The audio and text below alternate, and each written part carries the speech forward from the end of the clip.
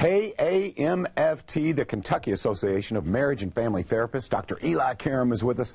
And Dr. Karam, you handle all types of issues. A lot of times when you think about, therapists, you think about marriage therapists, but it goes much beyond that. That's just touching the surface, right? Oh, yeah. We like we say every week on the show, marriage and family therapists, they're going to work with you and all of your relational issues. So that's whether you're coupled, uncoupled, you're having family, or your family you grew up in, what we call your family of origin, your current family. So you don't have to be necessarily come with someone to see a marriage and family therapist. In fact, nationwide, LMFTs, licensed marriage and family therapists, see about 50% of their practices are individuals. So as we do each and every time on the show, we're taking your calls around anything relationship related, and certainly your emails too, and we get lots of good emails every week that we use to fuel these segments. Before I get to an email or a call, if you'd like to call, 571-5263.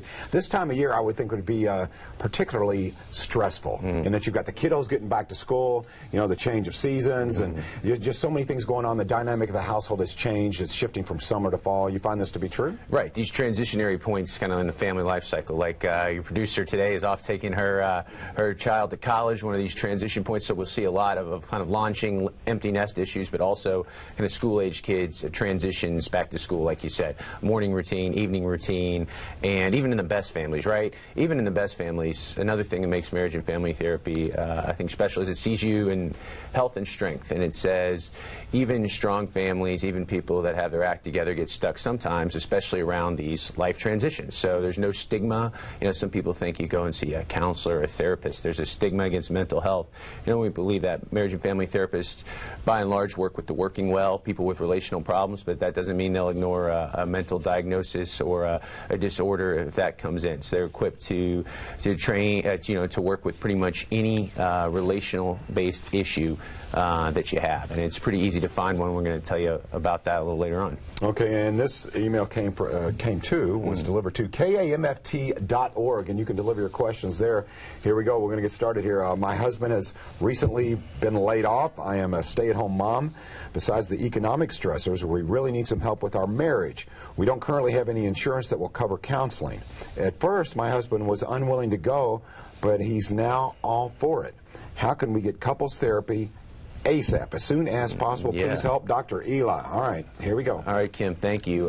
That's actually a good one. We think often that mental health is, or sometimes a luxury, only for the people that have resources, but certainly sometimes the people that need therapy, counseling services the most are the people that are strapped economically. So sorry to hear about your husband, but I can kind of give you a few tips. There's several options. When you do not have insurance, first of all, if you do have insurance, the good news is most marriage and family therapists, again, licensed marriage and family therapists, LMFTs, are on all major insurance panels, and when you call, and you can just ask about it. But if you don't have insurance, what are your options? And you need to be seen. And it's great that your partner's on board, because that makes it easier. Sometimes when you're trying to force your partner to go with you, it creates a little tension even out the gate. But if you have a partner that's willing to go, the first thing you can do is that you can call any marriage and family therapist and ask if they have a sliding scale. And what a sliding scale means is that kind of in our ethical code as an American Association of Marriage and Family Therapy, every private practitioner keeps a certain amount of reduced fee or pro bono clients. So you might ask, do you have a sliding scale option? This is my situation. This is my problem. I really need to be seen. So you can always start with asking that. Another option is in the state of Kentucky, we have 3 accredited training programs. One at the University of Louisville at the Kent School of Social Work, where I'm a faculty member.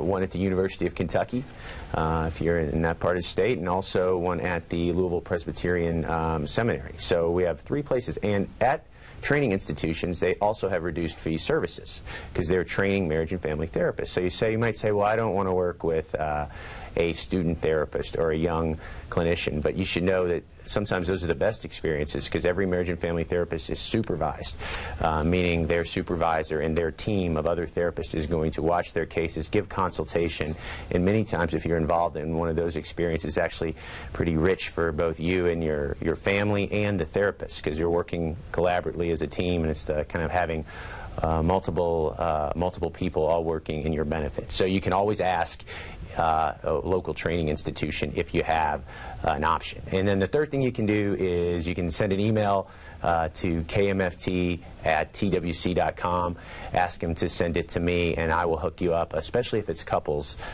with some low-cost options. And I would invite any viewer that hears this today, if you want to do that, please go ahead and do that. Thank you very much. I'm glad you mentioned that, because there are folks who are economically strapped. She brings up a point I want to ask you about and go a little bit further into.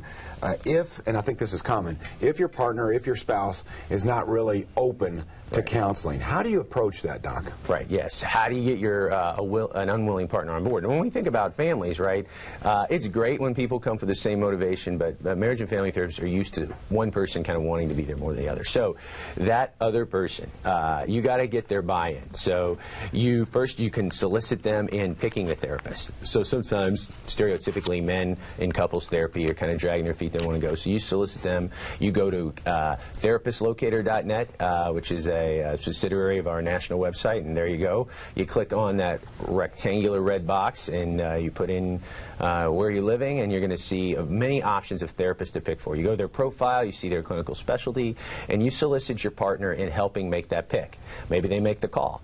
So maybe you're looking for a specific gender, a specific clinical specialty, but enlist your partner in helping you select. Another thing you can do is ask them what would make that worth it. Now, this time of year, as you were saying, John, these transitions, a lot of teenagers are going to come in to see marriage and family therapists. So number one motivation for the teenagers, I want mom and dad to get off my back. So if you frame it like that, and you know, the way marriage and family therapists work with teenagers is they set it up so if they are communicating, rather than the parent having to pull the information out of them, it goes better for both parties. Mom and dad don't worry as much, and the teenager can have more autonomy as long as they're doing well. So you want to try to get the partner or get the family member on board by creating buy-in and asking them what they would get out of it. We had a couple of callers online. Sadly, we do not have time. With that being said, if they want to get in touch with you again, KAMFT.org? Is that KMFT.org is the website, and KMFT@TWC.com is the email, and we will be back next week, and please call in, and always good to be with you, my friend. Oh, I enjoyed it. Really good advice. You guys don't realize this, but during the commercial breaks, I'm picking his brain. Help me.